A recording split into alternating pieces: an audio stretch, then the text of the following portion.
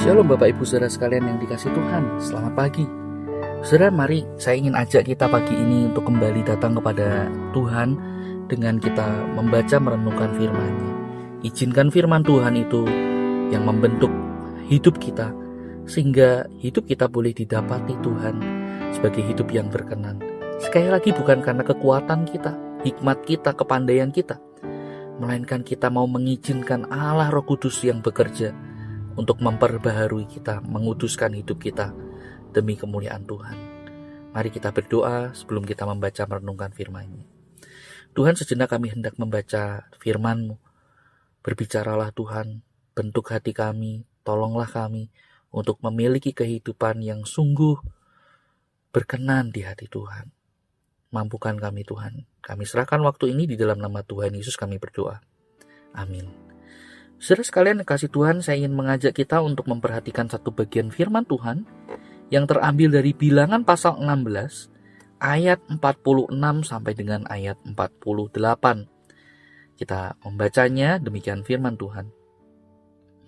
Berkatalah Musa kepada Harun, ambillah perbaraan, bubuhlah api ke dalamnya dari atas mezbah, dan taruhlah ukupan, dan pergilah dengan segera kepada umat itu, adakanlah pendamaian bagi mereka, sebab murka Tuhan telah berkobar, dan tulah sedang dimulai.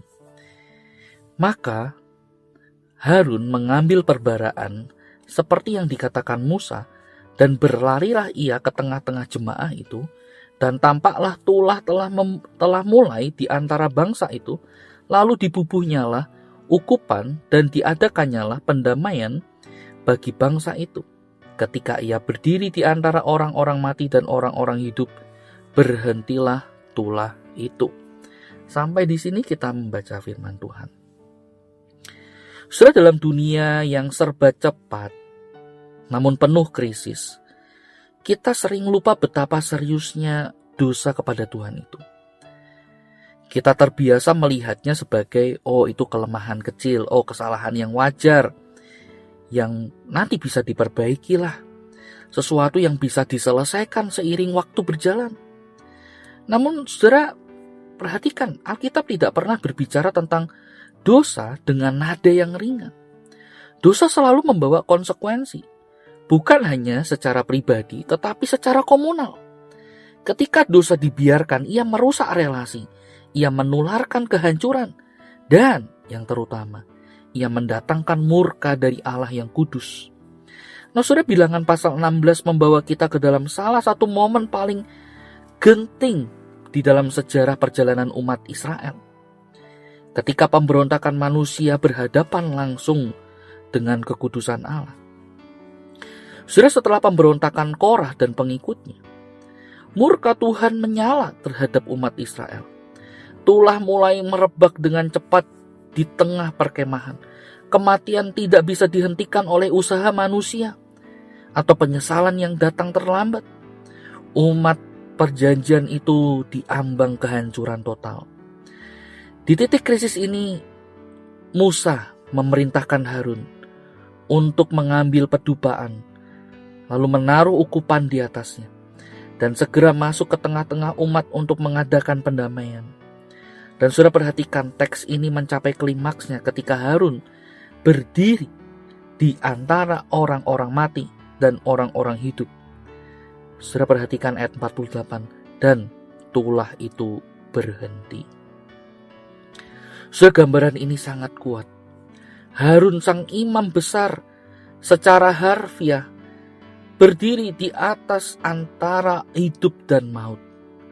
Berdiri di batas antara hidup dan maut. Ia membawa ukupan sebagai simbol doa dan pendamaian ke hadapan Allah. Ia mempertaruhkan dirinya, berdiri di tengah murka ilahi, agar umat tidak binasa. Tanpa pendamaian, kematian akan terus berlanjut. Dan dengan pendamaian itu, murka Allah diredakan. Nah saudara, namun melalui bagian ini, kita juga bisa melihat satu hal yang jauh lebih besar. Harun bukanlah jawaban terakhir. Apa yang dilakukan Harun itu adalah bayangan bahwa di dalam perjanjian baru kita melihat penggenapan yang sempurna dari tindakan ini di dalam diri Yesus Kristus. Yesus adalah imam besar yang lebih besar daripada Harun.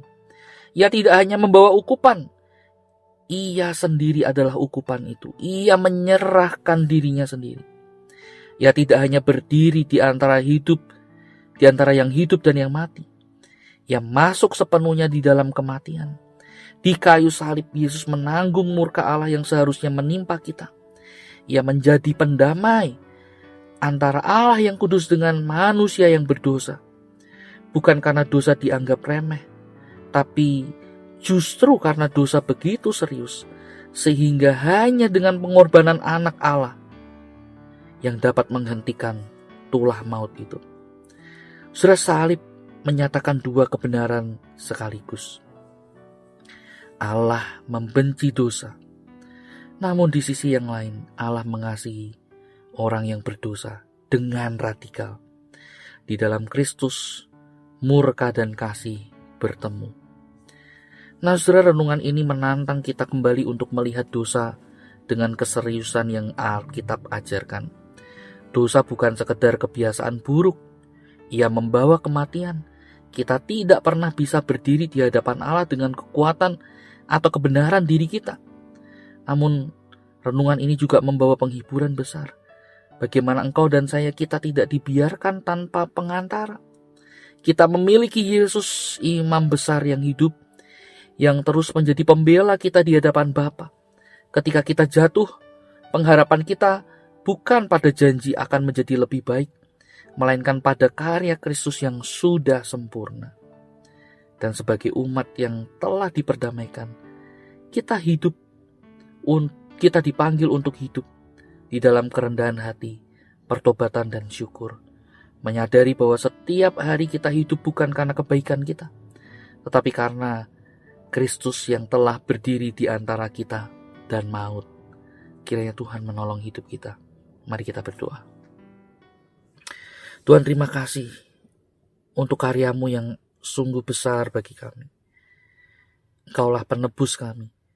Engkaulah yang mempersatukan kami kembali dengan Bapa. Kami sungguh bersyukur ketika kami tidak sanggup mengatasi dosa-dosa kami. Kami tidak sanggup untuk meredakan amarah Tuhan karena dosa dan pelanggaran kami. Engkau berdiri bersama dengan kami, menjadi pembela kami, sehingga kami menjadi umat yang diampuni, umat yang ditebus, dan umat yang diberikan satu kesempatan baru untuk kami boleh lahir baru, kami boleh bersama dengan Tuhan, menikmati hadirat-Mu, hidup bersama dengan Tuhan.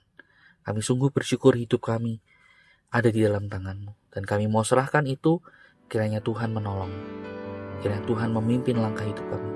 Kami berdoa di dalam nama Tuhan Yesus. Amin. Selamat pagi, Tuhan